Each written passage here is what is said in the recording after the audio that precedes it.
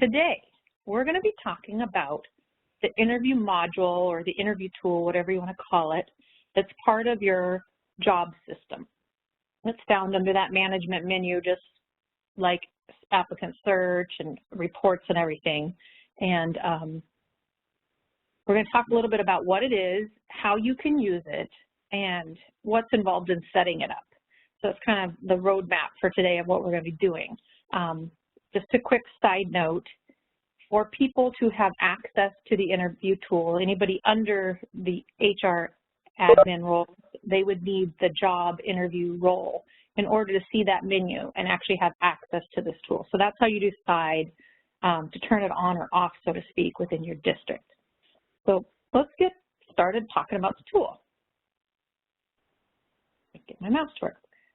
So I call it a tool because it can be used in a lot of different ways. You can use it for selecting your interview questions. You can use it to create a schedule. You can use it to electronically invite applicants to the interviews.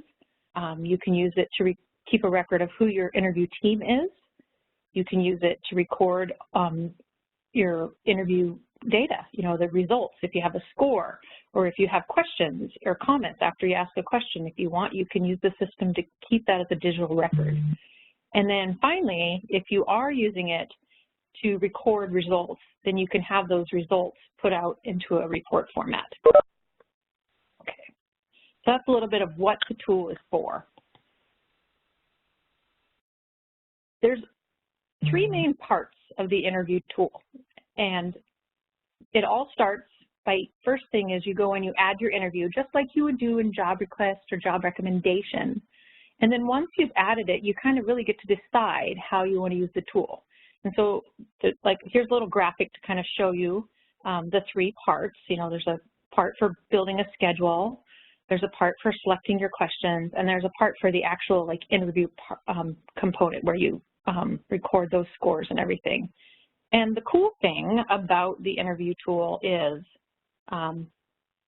you don't have to, well, actually, let me explain the parts, and then we'll go and talk about what's kind of cool about it. So one part of the interview tool is the ability to have a question bank.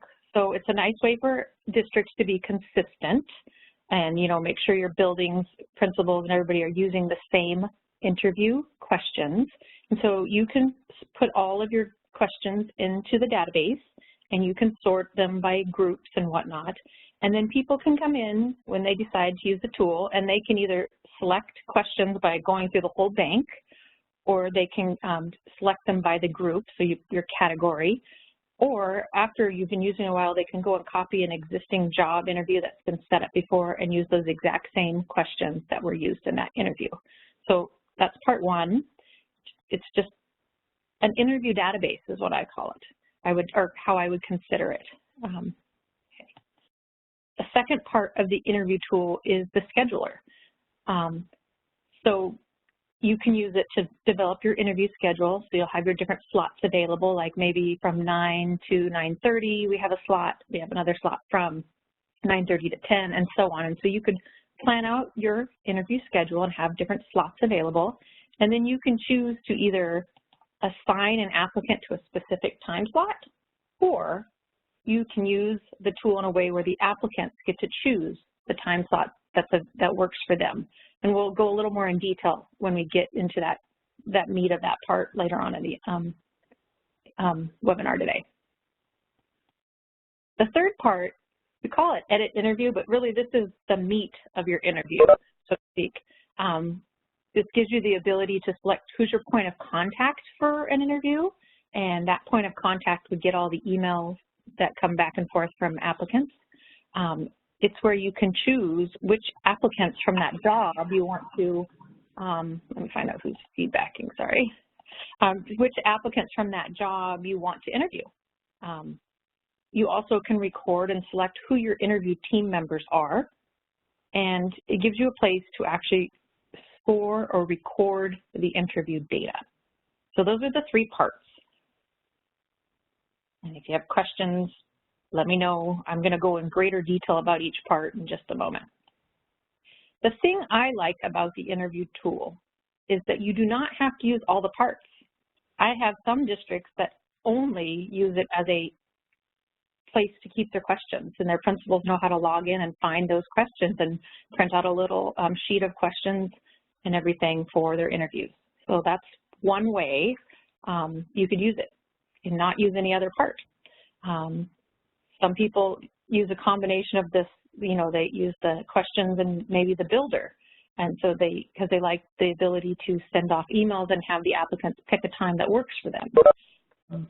And then others don't do these two, but it's a way to kind of keep a record of who came to the interview, who was there, and so on. So there's no, and like I said, you don't have to use all the parts because each feature works independently, but you also don't, there's no set order in which you do any of these operations, if that makes sense, and I'll try to clarify as we go. So if you're only using, you know, the questions and the actual recording, you know, where you record the data, you can go, you know, you could do it a couple ways. Like you could go in and add the applicants, then you go pick your questions, then you could come back and score the data.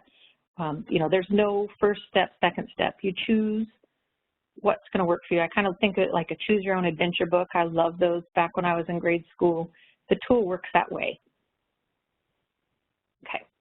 I hope that makes sense, and hopefully if it doesn't, it will make sense as we go on with the webinar. Okay. So getting started, you always have to start by adding a record to your system, to your database. And this screen looks just like almost every other screen in the job system. You go, first you go hover over the management tab, and you're going to select the job interview tab. When you get there, it's going to, if you want to see your previous jobs, you're going to have to select them on an interest type, just like when you're in job request and job recommendation. And to get started, you look for that add button. So you're going to press the plus new interview button, and then you want to find the job from the drop down.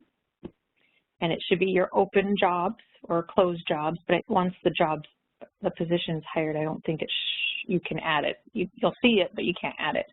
Then you're going to select what type of interview this is, and we'll go into detail what that means. And then you're going to assign your point of contact. So who's the point of contact for this interview? And after you do that, you'll get a nice little record. I think my slides are in right order. That looks like this. So your little, after you add your job, it's just, you're going to get a little record here. It's going to show up in that grid below. And like I said, the next bits don't go in any order. I just picked the question builder. You don't have to do this first. This is just the way I'm going to show you in the PowerPoint. So the question builder is this little icon over here. To get started after you've added an interview, you click on that button, and it's going to take you to this screen where you can start selecting your question and building your interview questions. And like I said before, you have 3 ways to do this. You pick from all questions, so you click on the new question button, and it's going to show every question loaded into your database, and you'll go select question by question that you want to add to your interview. That can be kind of tedious. So we also give you the option where you can group questions together, and so you would select by group. And we let districts decide what those groups look like. So you might have a group of questions that are for counselors, or you may have a group of questions for paraeducators, and so on. So it could be by position or interest or whatever you want. And so it's a way to categorize and lump together questions that would go together, so to speak. And then the other option is after you've used the tool for a while, you can go and pick the questions you used on a previous job interview. So maybe I hired a social studies teacher a month ago, and now I've got another exact opening at another school. Rather than having to go find all the questions that I selected, I could just find that previous job from this drop down and load those questions. And you can do a combination of all 3 steps if you wanted. So first, you're just kind of selecting your question, and then after you have your questions, they're going to load below, and then you're going to either clean up and get rid of questions or add more questions. So maybe I took this job question, a previous job, but then I remember, oh, there's another really good question that we ask the counselors. So I could go find that group and look through and just select the one question I'm interested in and so on. So you have kind of flexibility on putting together your questions for your interview. And after you're all done, you've picked all the questions you want, then you can decide what sequence these questions are going to be asked in. And so then you would go and input the sequence in next to all the questions. I only have one question showing because it didn't fit on the slide to have a whole page worth. But you would go in and assign a sequence, and you always save your work. And then you can create interview question report, so to speak, by clicking on this little print interview questions, and it's going to give you a PDF version of those questions you selected, and it would look something like this. This is kind of the basic way it comes out. I do have districts that modify this based on how they use how they want the report to look.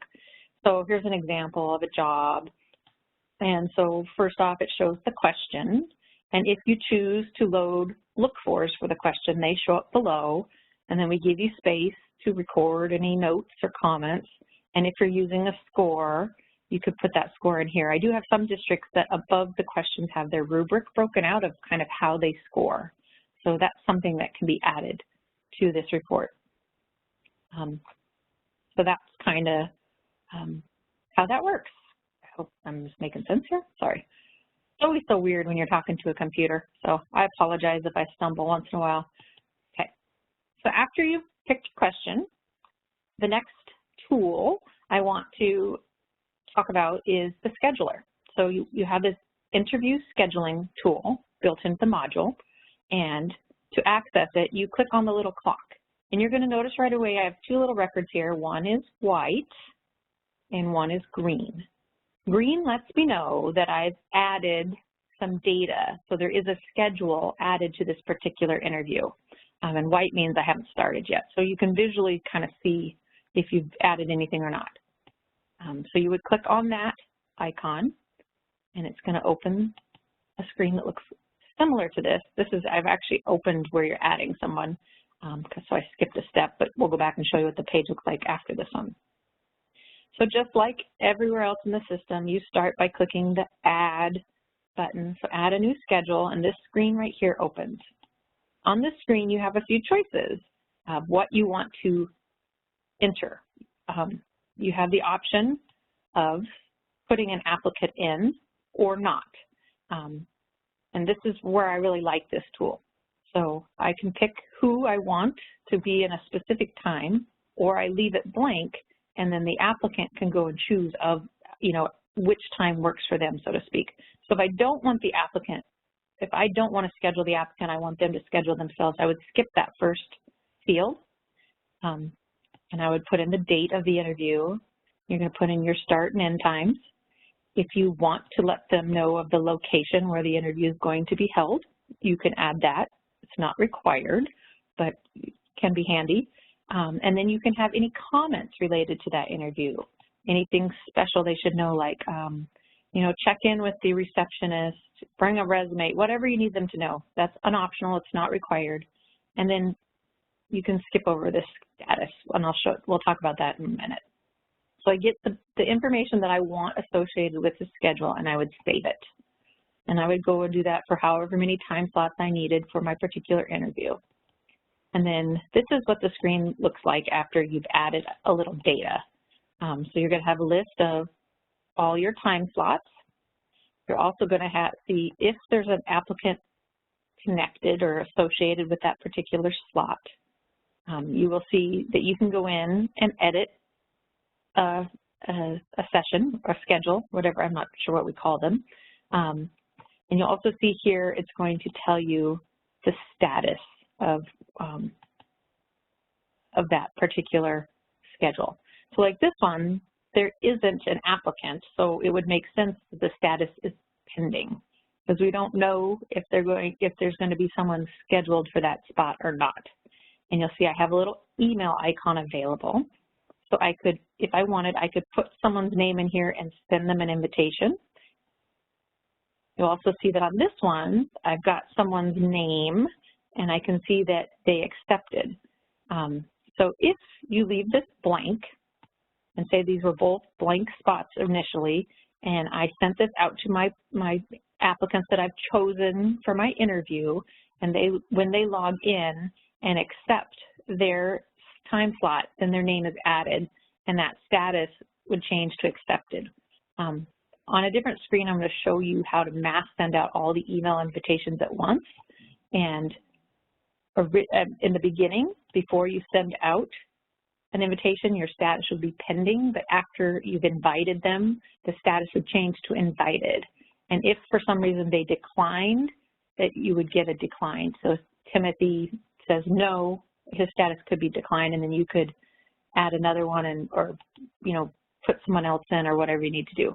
We also give you the ability to go in and delete things if you need to, so if you have to cancel that particular slot. So this is where you go to schedule. Okay.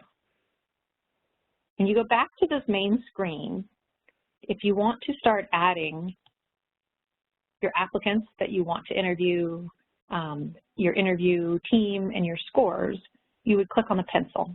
We call it the edit button in the system, and it will open a screen that we call the edit interview screen. I don't know why some things are called the way they are, but that's what they call. Okay, I have a question. Are administrators and districts using interview features or the HR staff? I have a combination of both. And it's kind of, we let each district decide how they want to do it, but you can have this module available to your administrators, especially if they're doing their own interviews. And we can talk, I could talk with you about that in detail, about what that would look like and everything. Okay, so when you open this module, it brings you to a screen, and the first thing you're going to want to do is, I like to just set my contact. Who's the point of contact? And you might say, well, I did this when I added the interview on the first screen. The reason it's in two places is some people don't use this portion of the interview module, and we still need to be able, if they're just using the scheduler but not here, we still need to know who emails would get routed to. So, and I don't know why it's in both places, but it is. But it makes you choose it again. Maybe, I could ask that question because that's kind of an odd question. And then you would save it. And then after that, I typically like to add my interview team, who's going to be included in the interview. And so we give you this add new interview button, and anybody in your system who has the role of interviewer will show up in a drop-down, and you can add them. There will also be a choice for a no name, it says, and you click that, and it lets you actually type in someone's name. So if you have someone sitting in on the interview that's not maybe a district employee, maybe you have like a board member, a community member, you can still record who was there. So you select no name, and then it gives you a place to type in someone's name instead. Sorry, my voice is cracking. So I've done that. So I go in, I've added my point of contact, I've added who's going to be on my team, I've saved my work, and then I like to, after that, add who am I interviewing? And we give you flexibility on this as well. You can go and pick by individual applicants. So if you click on this, it's going to show a drop down of everybody who applied for that position, and you can select them. Or you can click on the add all applicants. So everybody who applied will get listed down here, and then you could delete the people that you don't want to interview. So you can kind of work it either way, or a combination of the two. And then you'll add everybody to your list, and you can see right here I've got 2 people. They're at this point in time, they're pending, their status is pending, and I can come up here after I've got everybody identified, and I know I have the same, an equal number of slots open to them. You can also add more slots than applicants so that there's a little more flexibility and choice of when to come. Then I would press the send invitation button. And this is a system message. You get to set it up how you want it to look like. There's some key things that are included in the message. One is the directions on how to accept an interview or how to select a time slot if you're doing it that way. If you have scheduled them for a particular time, it's going to tell them when and where.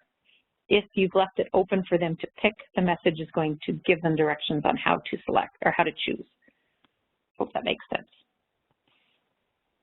And in that email, it's going to basically tell them to go to their online application and go to their checklist and click on My Jobs. And here's just a small snippet of someone's job information. And then it's going to tell them to go look for, underneath this interview column, look for the little schedule icon. It's a clock. And if they click on that icon, it opens another menu where they have the option to pick the time slot they're interested in. So they would click on the accept, like I want the 8 a.m. slot.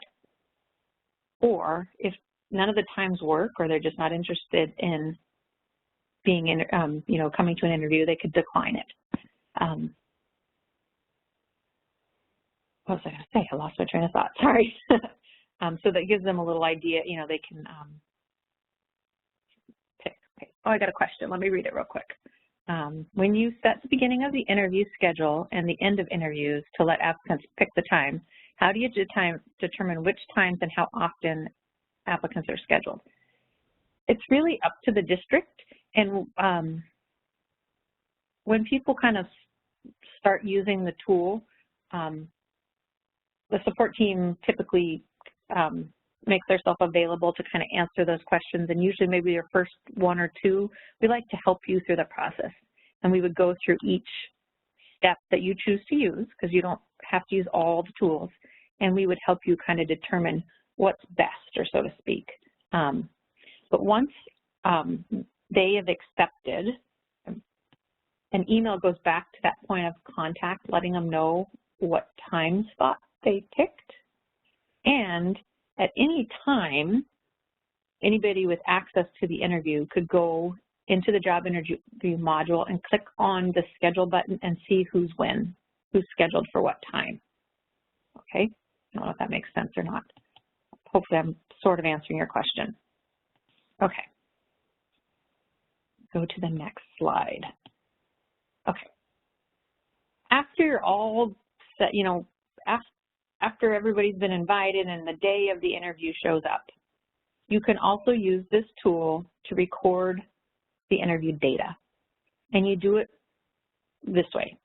You go to that edit interview screen. So you click on, you log in, you go to the job interviews, you find the interview, you click on the pencil, and this is the screen that opens.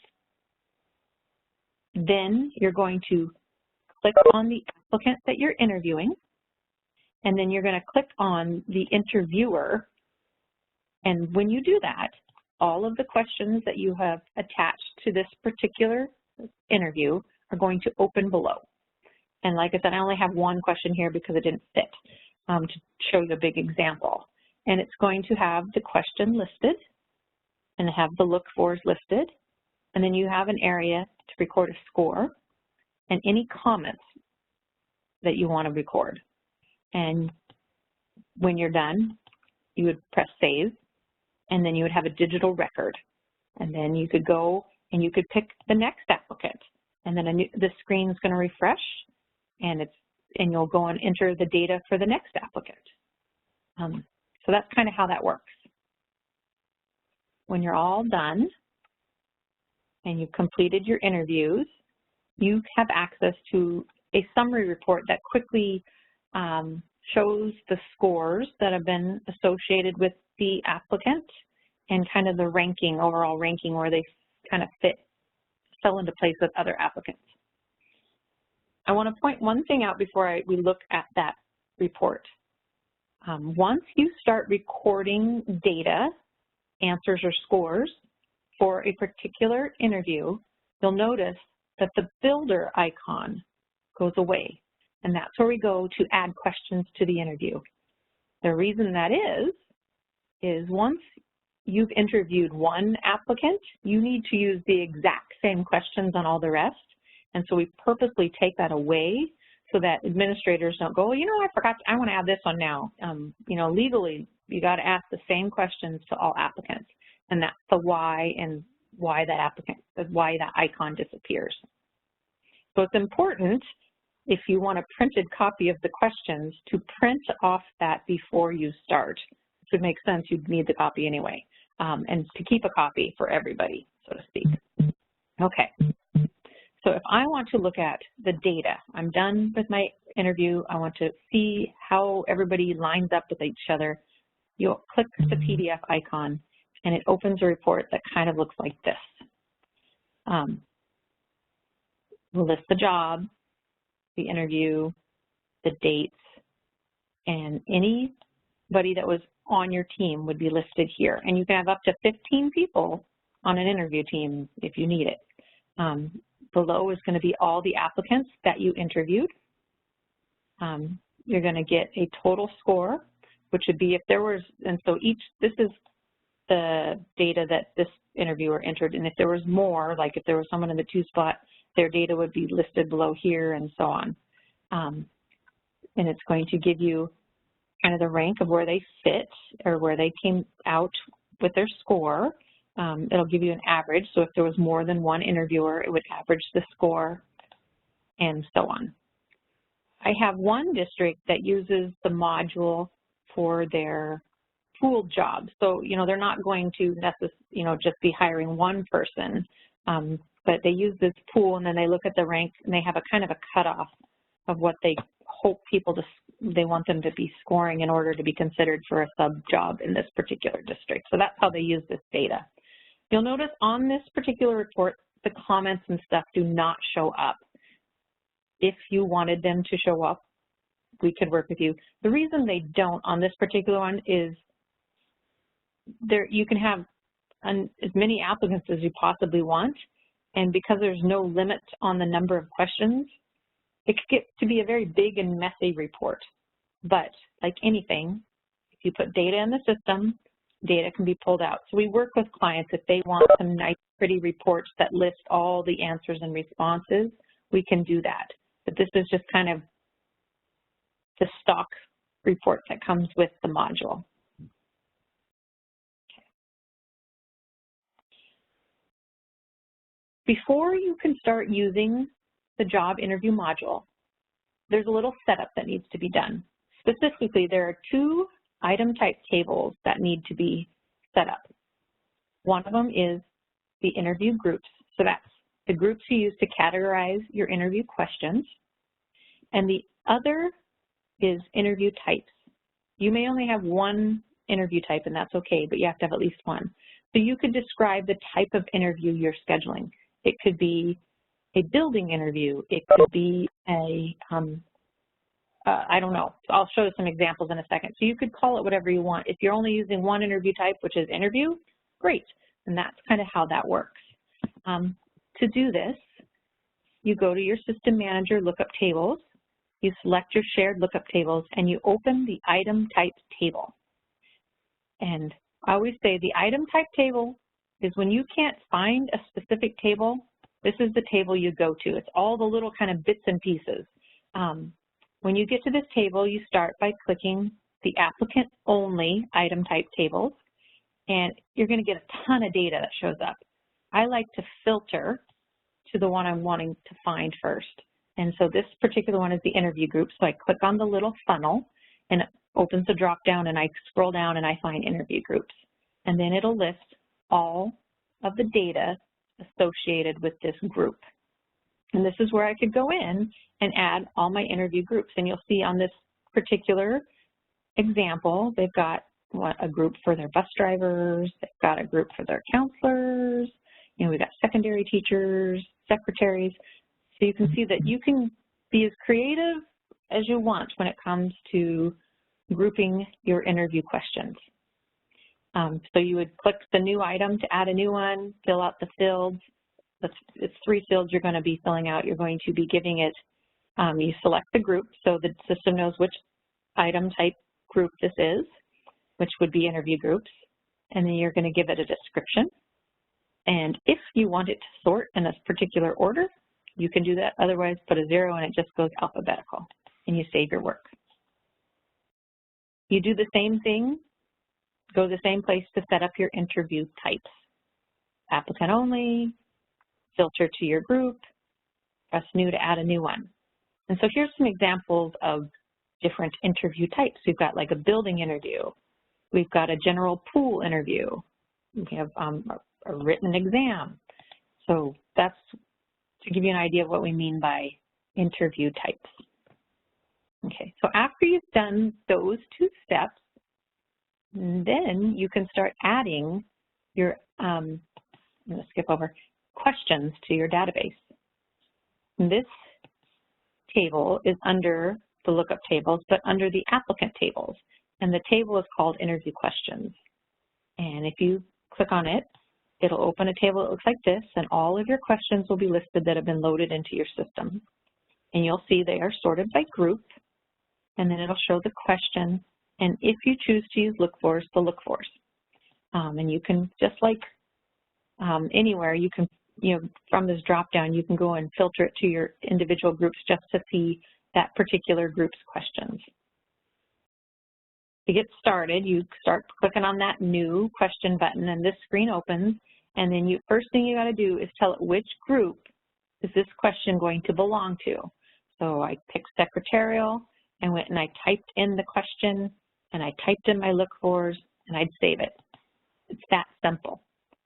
On a side note, if you're interested in using the interview module and you already have like all your questions, if you put them into Excel format, and you could tell me what is the question, what are the look-fors, if you're choosing to use them, they're not mandatory, and what group they belong to, the support team can really quickly load questions in like a one swoop quick thing from the back end. So know that that's a possibility if you're interested in using the question part of the tool. And then if you ever want to come and edit stuff, it's just like anywhere else in the table. You go to your table, click on the pencil, you could go in and fix your typo, change the question around a little bit.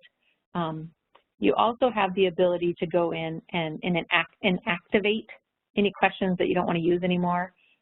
Sometimes we change direction, we don't ask questions anymore, we replace them with new ones. But if you've used that question in the past, it's always better to inactivate it so that you can pull the data and still see what the question, you can pull someone's scores and see what question you asked them, or what, if there's comments or whatever. So with a database, you don't want to just delete stuff if there's a record attached to it. And I think it won't let you actually delete it if there's a record attached. So that's why we always give you the ability to inactivate something. So you can't use it anymore, but we're able to preserve your old data. Okay. So, in summary, remember that this is a tool that has many parts to it, and they're not dependent on each other. So if you only wanted to use it for a question bank, you could do that. If you just wanted to use the scheduler, you could do that. However you want to use the tool. And so if you're interested in starting to use the tool, the support team would love to help you in that process. We'll provide individual training, we'll kind of talk to you about your needs, wants, wishes, and kind of develop a roadmap of how you plan to use the tool so that you can create instructions for your users, for your hiring managers, whoever you're going to give access to this tab to. And, we've done this for a few clients, so we've already got things created, which is nice, and then we can easily help modify and create something that's going to work for you guys. So that's kind of my interview tool explanation. Does anybody have any additional questions, or do you want me to go back and we can look at a particular element in more detail? I tried to kind of just quickly show you a little bit about the different parts, but if you want more information, I am willing to do that. And you can unmute yourself or type in the chat, and I'll read the question and answer it. Or if you're interested and you want some more information, you want to talk to like Deb or myself individually, send us an email and then we can contact and work with you on it. But that's it. If you don't have any questions, thank you for your time, and I hope you have a lovely day today. Okay, I've got a couple questions or comments I'm going to read real quick. How to create a list of, yes. So I'm going to go back. Someone wants to say, can you, we're going to go back to the question screen. So let me find it real quick. Got to scroll back a little further. More slides in here. Okay. So on the question builder, we start by clicking the icon and it opens this screen where you can go in and add your questions. And you can do a combination. You could select from multiple groups if you wanted. I have one district that has set up their questions a lot different than most. They have like their intro questions, content-specific questions, scenarios and whatnot. So they've trained their administrators to go and pick questions from each of those subgroups. And so they know to go grab a question from here, a couple questions from here, pick the ones that apply here, and so on. So you can go back and forth. You can pick, and when you select by group, it's going to show you all the questions associated with that group, and you still get to pick which ones you want to use and not use. So a screen will open, all the questions will be listed. There's a checkbox at the top of the screen that you can check, and it'll add everyone, or you go in and individually check the questions that you want to use, and then you press save, and it loads it to that particular interview. Does that answer it a little better? Sometimes it's hard when I can't see you if you're following or if I'm crazy or whatnot, but that's kind of how that works. And the nice thing about group, your hiring managers are going to see all your groups, so there's no limit. You know, with the rest of the system, things are really tied down maybe by interest type or whatnot. This is one where everybody can see everything. And so I don't know how to put this into words, and Deb, feel free to jump in if you need to. We want to give you flexibility, and we want to make it easy. And that's why we add multiple options to each of these screens. So like I would go in, maybe I'd select a group, but then I remember, you know, I know we have a question. I don't know which group it belongs to, but I remember we have this really great question. Then I could click this new question button and just scroll down and try to find it that way. So we want to make it so that the hiring managers or whoever, your interview team members or whoever's setting this up, if this is just HR setting things up, we want you to be able to go in and have flexibility on how you find your questions. I hope that answers your question. Any other questions? I do have some ways. One way I have a district uses this tool is HR actually goes in and sets up all the questions for the job, and then they teach their hiring managers to come in and print their questions. So they have the list, or they email out the list or whatever. But it's just a way to keep people consistent and using the same questions across the board. All right. Deb, am I missing anything important that I should have added?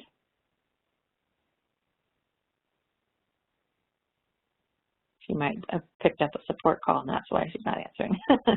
But, okay. I'm just looking to see if I missed anything.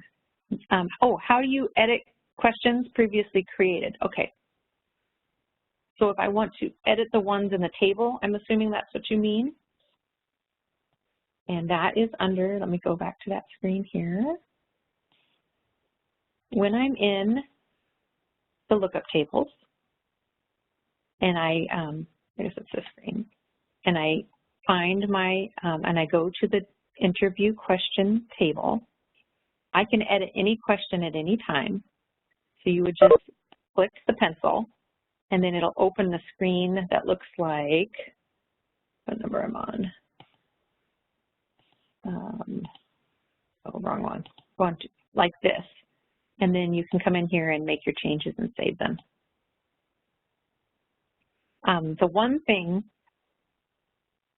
hiring managers wouldn't have the ability to add questions, all of that would have to go through someone with the system manager access, so typically HR. So they can see all the questions that you've loaded into the system, but they don't have the ability to add new questions or to change the questions. They would have to work with HR, if that makes sense.